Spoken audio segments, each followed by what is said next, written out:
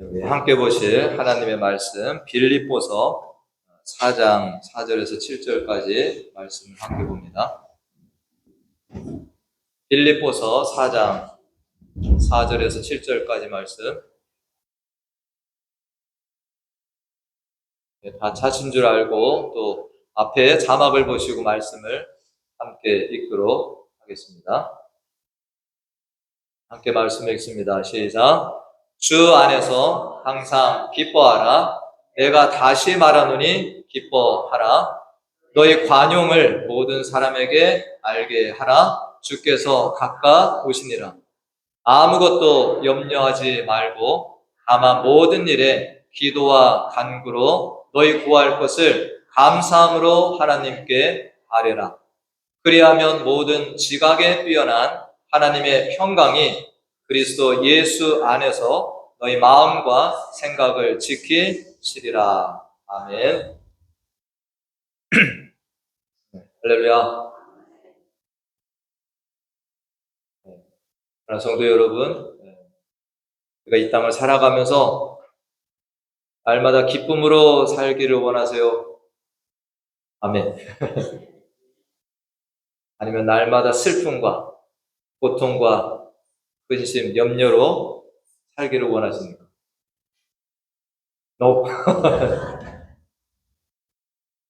한 분도 슬픔과 고통, 근심을 가지고 하루라도 살기를 원하시는 분은 한 분도 없으리라고 생각을 합니다. 우리가 이 기쁨이 우리 날마다 있으면 좋겠죠. 근데 이 기쁨이 무엇일까? 우리가 세상에서는 이 기쁨을 이렇게 정의를 합니다. 내가 원하는 바를 이루거나 내가 갖고 싶은 것을 얻었을 때 느끼는 기분 좋은 감정. 말만 들어도 기쁘시죠? 내가 바라는 것들이 다 이루어지고 내가 얻고 싶은 것들이 다 얻어집니다. 여러분들이 맛있는 음식을 먹고 싶은데 먹으면 기쁠 수 있습니다. 내가 가고 싶은 장소에 여행을 하면 또 기쁠 수도 있습니다.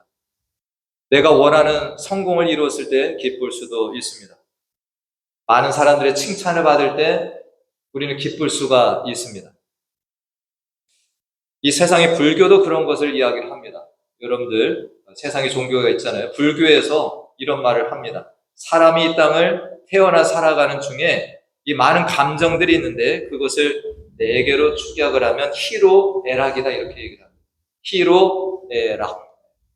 이게 뭐냐면 희는 기쁠 희자. 그래서 여러분 기쁘고 노여워하는 것. 그 다음에 슬프고 즐거움. 그것을 줄여서 희로애락.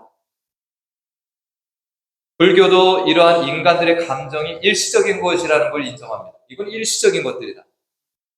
근데 사람이 살아가면서 이러한 것들에 집착하고 그러다가 고통으로 이어진다. 그래서 인간은 이런 것들을 벗어나서 해탈의 경지가 있다고 불교는 이야기를 합니다. 모든 번뇌와 집착의 결박에서 벗어나서 완전한 자유와 평온의 상태에 이르는 이것을 해탈이다라고 얘기를 합니다. 인간의 희로애락의 감정에 흔들리지 않고 괴로움을 벗어난 최고의 경지가 있다. 그래서 많은 사람들이 도를 닦는 거죠. 여러분들 이룰 수 있겠습니까? 없겠습니까? 이전에 대한민국이 어땠습니까? 먹고 살기 힘든 때가 있었습니다. 그때 사람들의 최고의 소원이 뭐예요? 하루 3끼 밥 잘 먹으면 좋겠다. 그러면 더 원하는 것이 없겠다. 지금은 하루 3끼 밥이 뭡니까? 사람들이 행복한가요? 요즘에 사람들은 너무나도 풍족한 가운데서 기쁨과 감사보다는 불평과 원망으로 또 살아가고 있습니다. 이렇듯 세상이 말하는 기쁨의 성격이 뭐다라고 볼 때 이 세상의 기쁨은 조건적이다라고 얘기할 수 있습니다. 세상의 기쁨은 내가 바라는 어떤 일들이 이루어지거나 내가 갖고 싶어하는 어떤 것이 손에 들어왔을 때 잠시 기뻐합니다. 아이들은 원하는 대학에 들어갔다든지 또 졸업 후 내가 원하는 직장에 좋은 직장에 들어갔다든지 결혼을 하고 또 내가 바라는 집을 장만하고 좋은 차를 샀다. 나중에 또 자녀들이 잘 자라서 그렇게 잘 풀리면 여러분들 기쁠 수 있습니다. 그러나 이 모든 것들은 순간의 기쁨이 된다는 거죠. 영원한 기쁨이 아닙니다. 이렇게 잠시 나를 기쁘게 하는 일들이 사라져버리면 그 뒤에는 어떻습니까? 우리는 또 다른 기쁨을 그냥 찾는 것 뿐입니다. 어떤 이들은 끊임없이 즐거움, 어떤 쾌락을 추구합니다. 그러다가 이 세상 것들 다 해봤는데 재미있는 게 없어요. 어떡합니까? 나중에 가서는 정말 우리들이 상상도 하지 못할 이런 것들을 찾다 각종 중독에 빠지게 됩니다. 술이나 마약 같은 것들을 찾아가면서 이제 인생을 이렇게 망하는 이러한 모습들을 우리가 보게 됩니다. 그러면 기독교가 얘기하는, 성경이 말씀하는 이 기쁨은 어떤 기쁨인가? 세상의 기쁨과 어떻게 다른 것인가? 이 세상의 기쁨은 외부적 환경에 의해서 주어지는 겁니다. 어떤 조건들이 이루어질 때 순간적인 쾌락이라고 할 수 있습니다. 그러나 기독교에서 말하는 이 기쁨은 환경에 의해서 주어지는 것이 아닙니다. 할렐루야. 환경이 아니에요. 하나님 안에서 흘러나오는 기쁨이 됩니다. 할렐루야. 어떤 건강이나 물질이나 성공 등의 어떤 이 제한이 되는 어떤 조건이 충족되었을 때 오는 이러한 것들이 아니라 이 기독교의 기쁨은 샘솟는 우물과 같이 어떤 것들에 의해서 흔들리거나 하지 아니하고 깊은 샘에서 솟아나오는 물과 같이 우리 안에 사고 넘치는 그 기쁨을 말씀하고 있습니다. 우리가 성경에서 이 기쁨의 서심서로 알려진 것이 오늘 함께 읽은 빌립보서입니다. 빌립보서를 여러분들이 보시면은 기쁨이란 단어가 계속 등장을 합니다. 여러분들이 빌립보서를 보시면 어디에서 기록을 했나요? 네, 옥중서신이라고 얘기를 합니다. 감옥에서 이 편지를 바울이 기록을 했습니다. 빌립보 성도들을 향하여서 이 편지를 썼죠. 바울이 복음을 전하다가 매를 맞습니다. 그리고 깊은 감옥에 갇혀져 있는데 거기에서 빌립보 성도들에게 편지를 씁니다. 여러분 상식적으로 생각해 보면 이 옷이 벗겨지고 채찍에 맞고 착고에 채이고 깊은 감옥에 갇혀 있는 사람이 뭐가 기쁘겠습니까? 바울이 무슨 죄를 진 것도 아닌데 예수 증거하다가 감옥에 갇히면 뭐라고 할 수 있어요? 하나님, 왜 이런 나를 감옥에다 가둡니까? 불평과 원망으로 그 감옥 속에서 있을 수도 있습니다. 그러나 바울은 그 안에서 오히려 빌립보 성도들을 향하여서 편지를 쓰는데 기뻐하라, 항상 기뻐하라 라고 편지를 쓰고 있다는 것입니다. 바울은 이 처참한 감옥에 있으면서 밖에 있는 성도들을 기뻐하라고 편지만 쓴 것이 아니라 실제로 그 안에서 기뻐했습니다. 우리가 사도행전 16절 말씀에 보면 바울이 어떤 상태로 감옥에 들어갔는지에 대한 이것을 보게 되는데 우리 16절 22절 말씀에 보니까 바울이 빌립보에서 복음을 전하다가 잡힙니다. 무리가 일제히 일어나 고발하니 상관들이 옷을 찢어 벗기고 매로 치라. 바울과 전도팀이 이렇게 수모를 당합니다. 옷이 벗겨지고 매를 맞습니다. 다음 말씀에 보면 많이 친 후에 옥에 가두고 간수에게 명하여 든든히 지키라. 이렇게 명령도 내립니다.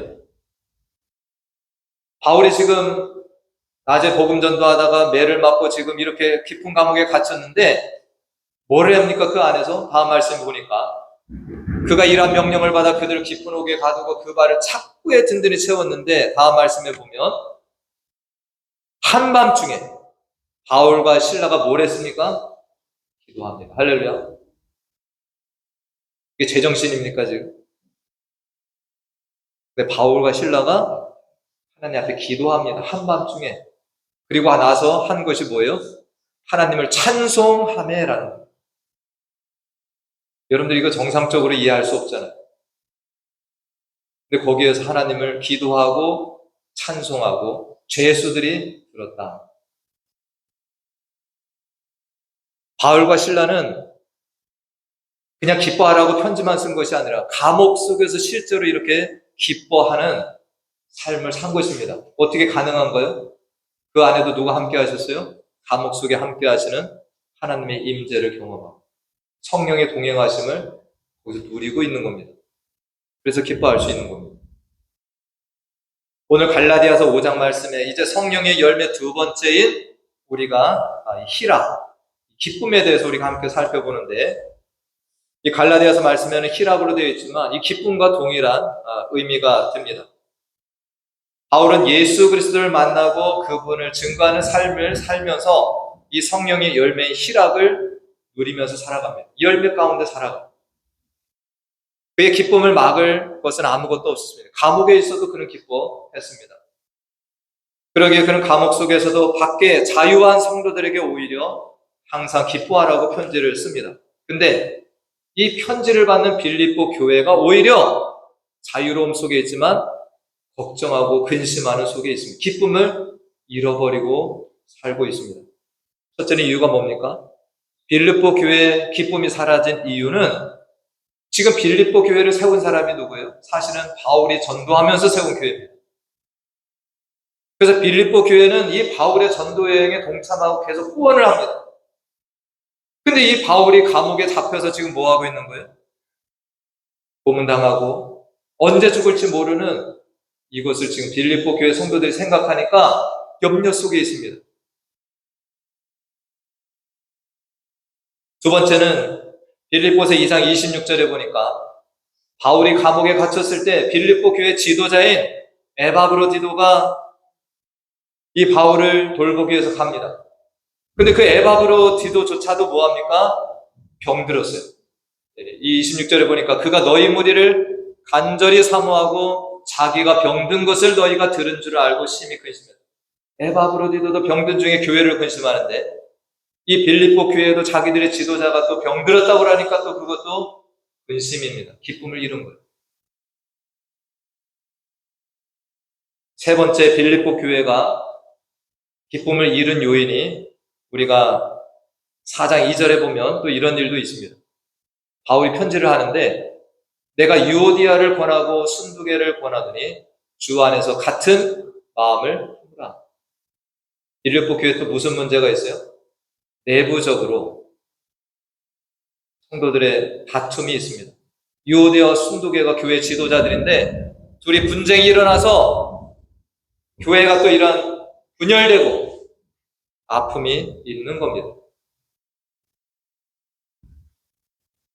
지금 빌립보 교회가 기쁨을 잃어버리고 여러 가지 염려들로 있을 때 바울은 편지에서 항상 기뻐하라라고 지금 하고 있는 것입니다. 오늘 빌립보 4장 4절이 그 이후에 나오는 말씀이에요. 이런 모든 상황이 있지만 바울은 뭐라고 얘기한다는 겁니까? 주 안에서 항상 기뻐하라. 내가 다시 말하노니 기뻐하라. 할렐루야.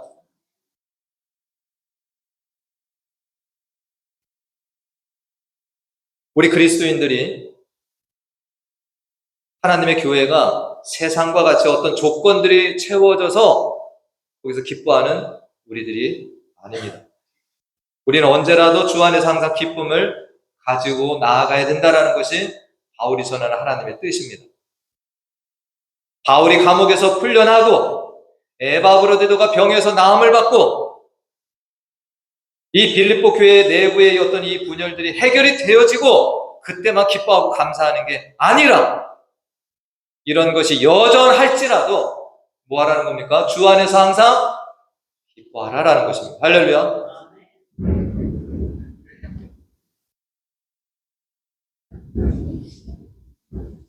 여러분, 이 기뻐하라라는 것을 빌립보 교회만 준 것이 아닙니다. 여러분들 데살로니가 교회는 문제가 없을까요? 그 교회도 많았습니다. 그렇지만 데살로니가 교회를 향하여서도 우리가 5장 16절에 보면 뭐라고 편지했습니까? 항상 기뻐하라. 할렐루야. 교회는 문제가 해결됐을 때만, 평안이 넘칠 때만 감사하는 게 아니라는 겁니다. 우리 교회도 마찬가지입니다. 우리 교회가 지금 기쁨을 할 일들이 없어서 우리는 못한다. 아닙니다. 우리도 빌립보 교회처럼 여러 가지 일들이 있을 수 있지만 하나님의 뜻은 뭐예요? 항상 기뻐하라.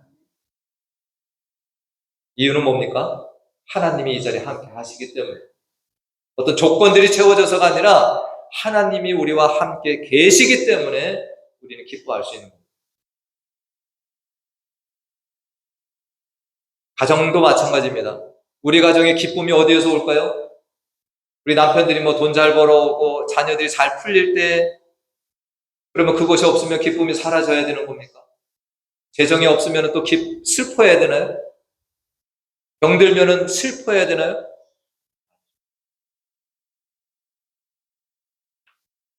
우리가 이런 기쁨을 알지 못했고 지금까지 어떤 세상이 주는 이러한 기쁨의 요소들에 의해서 내가 좌지우지되고 흔들렸다면, 오늘 이후로는 우리들이 그 기쁨을 찾는 것이 아니라 하나님 안에 있는 기쁨을 찾는 저와 여러분들 다 되시길 간절히 축원드립니다. 여러분들 어떻게 이 기쁨을 누릴 수 있습니까? 지난주 말씀드린 사랑의 원리와 똑같습니다.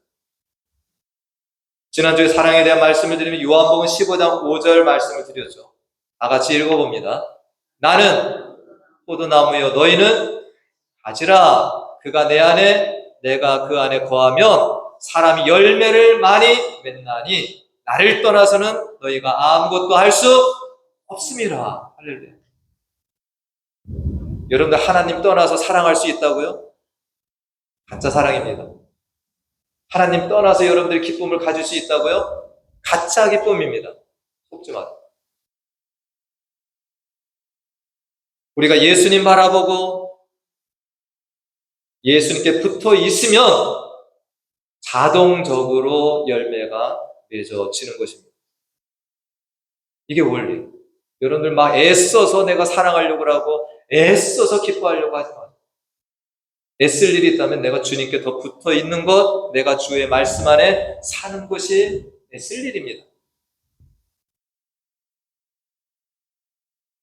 우리가 결단한다고 사랑할 수 있는 게 아니에요. 결단한다고 여러분들이 기뻐할 수 있는 게 아닙니다. 예수님께 붙어 있고 날마다 그분을 내 안에 모시고 살아가고 그분의 말씀을 따라 살아갈 때, 오늘처럼 여러분들이 뭔 일이 있어도 내가 하나님의 말씀을 들어 예배하는 이 자리에 나오는 이것을 통해서 여러분들 기쁨을 얻으실 수 있는 거예요. 제가 지난주에 시편 말씀을 읽는데 시편 1편 말씀이 또 이렇게 귀에 확 들어오는 겁니다. 여러분 너무 잘 아시는 말씀이잖아요. 시편 1편 말씀에 복 있는 사람은 누구예요? 오직 여호와의 율법을 즐거워하는 사람이에요. 세상 것 즐거워하는 게 아니라 하나님의 말씀을 즐거워하여 그의 율법을 주야로 묵상하는 자가 복 있는 사람이 됩니다. 하나님의 말씀 안에 사는 사람, 그 사람을 뭐라고 표현하고 있습니까? 다음 말씀에 보니까 이 말씀이에요. 그는 시냇가에 심은 나무가 철을 따라 열매를 맺는다. 제가 이 말씀을 보는데 이렇게 설교를 지난주에도 사랑에 대해서 하고 이번 주에도 기쁨에 대해서 하는데, 야, 우리가 사랑의 열매, 기쁨의 열매를 맺는 것이 우리가 할 수 있는 게 아니에요. 시냇가에 심은 나무가 어디에 심겨져 있어요? 시냇가에 심겨져 있으면 때를 따라 열매를 맺는 원리와 같이 우리들 주님께 심겨져 있으면, 붙어 있으면 사랑과 기쁨의 열매가 automatically, 자동적으로 맺히는 원리가 이것이 성경이 말씀하는 겁니다. 할렐루야.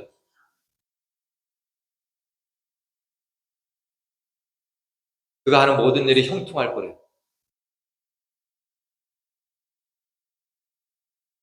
여러분들 주님께 심겨져 있어야 됩니다. 주님 떠나서 열매 맺는 거 다 가짜예요. 여러분들 스스로도 속지 마세요. 여러분들 이 나무가 물줄기도 없는 사막 한가운데 심겨져 있다면 금방 말라서 비틀어지고 무슨 열매를 기대할 수 있겠습니까? 아무것도 못합니다. 우리가 예수님과 떨어져 있는데 무슨 열매를 얻기를 원하세요? 가짜입니다. 주님과 멀어지게 되면 우리는 성령의 열매가 아니라 육체의 열매만 가득가득 맺게 됩니다. 예수님을 늘 생각하시고 그 말씀을 묵상하시고 기도의 자리로 나오셔야 됩니다. 그러다 보면 여러분들 안에 세상에 줄 수 없는 그 기쁨이 샘솟듯 올라오는 것을 여러분들 경험하실 수가 있습니다. 할렐루야. 기쁘다고 맨날 웃는 거 그걸 얘기하는 거 아닙니다. 여러분들 안에 있는 성령의 기쁨을 지금 말씀드리고 있습니다. 여러분들 첫 번째 원리는 뭐라고요? 포도나무 대신 주님께 여러분들이 붙어 있어야 기쁨이 생긴다는 거예요. 여러분들이 또 기뻐할 수 있는 요소가 오늘 말씀 3절에 있습니다. 무슨 말씀이 있나요? 여러분 빨간 글씨에 보면 그 이름들이 생명책에 있다라는 거예요.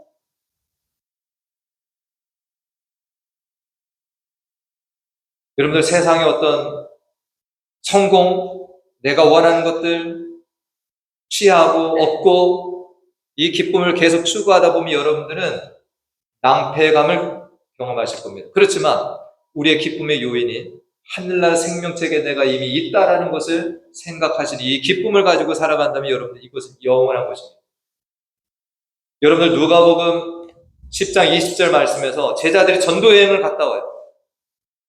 제자들이 전도여행 갔는데 맨날 예수님하고 같이 다니다가 떨어져 나갔는데 귀신을 막 내어쫓는 거예요. 할렐루야. 예수님이 했던 걸 자기들이 했어요. 이 귀신아 나가라 그러니까 이 귀신들이 막 나가고 병자가 났고 제자들이 너무 신났습니다.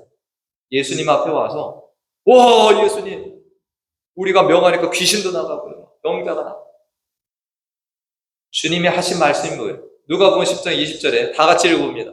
그러나 귀신들이 너희에게 항복하는 것으로 기뻐하지 말고 너희 이름이 하늘에 기록된 것으로 기뻐하라 하시니라. 아멘. 뭐가 더 기쁜 거예요?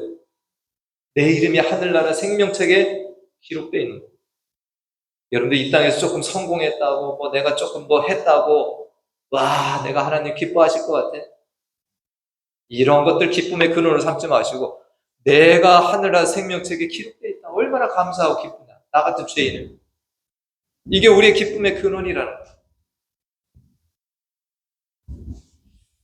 여러분들 오늘 이 아침을 우리가 같이 예배를 드립니다.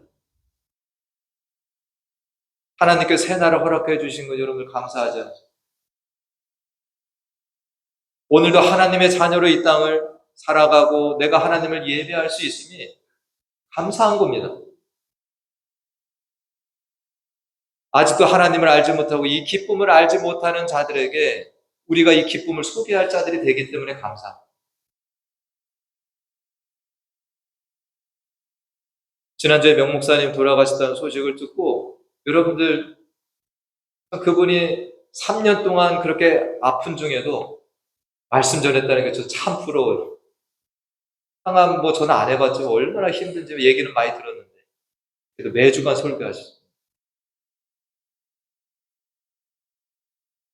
하나님을 예배할 수 있다는 그 기쁨이 그분에게 있어 생명 주셔서 말씀을 정리합니다. 여러분 세상이 주는 기쁨은 제한적이에요. 일순간이에요. 그거 쫓지 마세요. 영원하지 않습니다. 잠시 기뻐요. 맛있는 거 먹으면 잠시 기뻐요.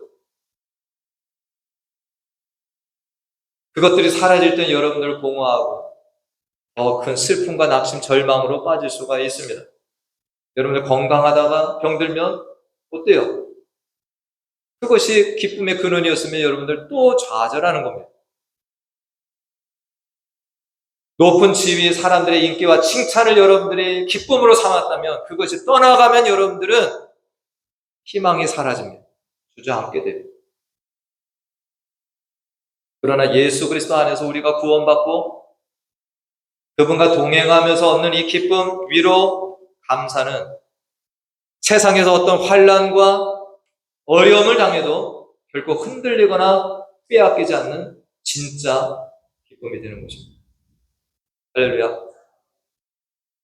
요한복음 수가성 여인이 등장하죠. 4장에 수가성 사마리아 여인 많은 남자들을 만나보았습니다. 위로를 받으려고 했겠죠. 기쁨을 얻으려고 했겠죠. 그러나 결국에 그녀를 찾아온 것은 그런 것이 아니었습니다. 여기 그림 잠깐 보시면 그 여인이 사람들의 낯을 피하고 두려움 가운데 살아갑니다. 근데 예수님을 만나요. 예수님은 기쁨의 근원 되시죠. 기쁨 그 자체가 되시는 분이죠. 사마리아 여인이 예수님을 만났을 때 이 여인은 세상이 줄 수 없었던 그 기쁨을 이제 얻게 됩니다. 예수님과 연결될 때의 기쁨을 얻게 됩니다. 그래서 여인은 기쁨으로 세상으로 뛰어나갑니다. 사람들에게 내가 메시아를 만났다라고 기뻐하며 나아가게 되는 거죠. 우리 성도님들 이제 연륜이 다 높으셔서, 그죠? 지금까지 살아오시면서 세상에 주는 각종 기쁨들과 많은 슬픔들을 경험하고 살아오셨습니다. 그런데도 여전히 이 세상이 주는 어떤 일시적이고 찰나적인 이런 기쁨들을 내가 찾아 헤매며 여전히 사시겠습니까? No. 이제는 우리 모두가 주님 안에 있는 이 기쁨을, 주님을 내 주인으로 모시고 살아가면서 이분 안에서 우리에게 전달되는 이 기쁨을 가지고 누리며 살아가는 주인공들 되시길 간절히 축원드립니다. 여러분들 하박국 선지자가 뭐라고 고백을 했습니까? 하박국 선지자. 너무 잘 아시는 말씀이잖아요. 비록 무화과 나무가 무성하지 못하며 포도나무에 열매가 없으며 감람나무에 소출이 없으며 밭에 먹을 것이 없으며 우리의 양이 없으며 외양간에 소가 없을지라도, 할렐루야, 있어서가 아니에요. 이런 거 다 없을지라도 라는 겁니다. 하박국 선지자의 기쁨의 원천이 뭐예요? 다음 말씀에 보면 나는 여호와로 말미암아 즐거워하며 나의 구원의 하나님으로 말미암아 기뻐하리로다. 아멘. 이건 아무도 못 뺏어갑니다. 여러분들 기쁨의 원천으로 삼았던 돈, 친구, 명예 다 뺏길 수 있는 것들이 없어질 것들입니다. 그거 없어지면 그 사람 주저앉아버립니다. 그러나 하나님을 기쁨의 원천으로 삼고 살아가는 사람은 절대 뺏기지 않고 영원히 누리며 살다가 주님 앞에 갈 것이다 라는 것입니다. 여러분들 주님 앞에 서는 날 이 고백이 우리의 고백이 되길 원합니다. 이 말씀 읽고 말씀 맺습니다. 시편 4편 7절 다 같이 읽습니다. 주께서 내 마음에 두신 기쁨은 그들의 곡식과 새 포도주가 풍성할 때보다 더하니이다. 아멘. 주님이 내 안에 두신 기쁨이 뭐예요? 세상 사람들이 기쁨의 근원으로 삼는 곡식, 새 포도주 이런 거 아니라는 거예요. 주님이 주신 기쁨 누리시길 바랍니다. 기도하겠습니다. 하나님, 오늘날 세상에 우리를 기쁘게 하고 즐겁게 하는 일들이 많이 있습니다. 재미있는 사람도 있고, 재미있는 책들도 있고, 영화나 드라마들도 있고, 멋진 집들과 차들과 재미있는 놀이들이 있고, 음식들이 있고, 많은 여행지가 있고, 핸드폰이 있고, 컴퓨터가 있습니다. 그러나 세상이 줄 수 있는 이 모든 기쁨들은 일순간적이고 이것들은 다 사라져 버릴 것들입니다. 성경은 우리에게 항상 기뻐하라고, 주 안에서 기뻐하라고 말씀을 주십니다. 이 성경의 기쁨은 세상이 주는 기쁨이나 즐거움과 비교할 수 없는 영원한 기쁨들입니다. 이것은 우리들이 오직 예수 그리스도와 연합되었을 때, 그분의 말씀을 따라 살아갈 때 얻게 되는 기쁨입니다. 이것은 성령의 열매라 말씀합니다. 우리 하나님의 자녀된 성도들이 세상의 기쁨을 따라가며 사는 것이 아니라 이 성령의 열매를 따라가며 기쁨의 열매를 맺으며 살아가는 성도들 되게 해주시고, 나중에 주님 앞에서도 우리의 기쁨과 즐거움은 오직 하나님이십니다, 예수 그리스도이십니다 찬양할 수 있는 백성들로 이 땅을 살게 하여 주시옵소서.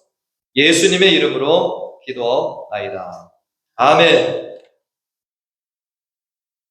다 같이 일어나셔서 찬송하시고 축도로 예배를 마칩니다.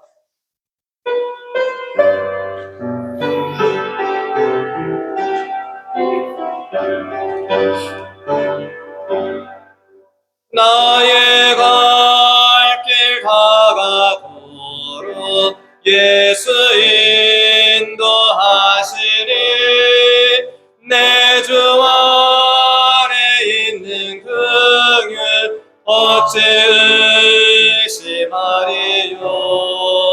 믿음으로 사는 자는 하늘 위로 받겠네.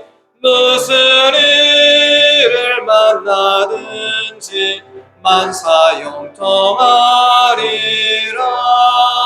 무슨 일을 만나든지 만사형통하리라.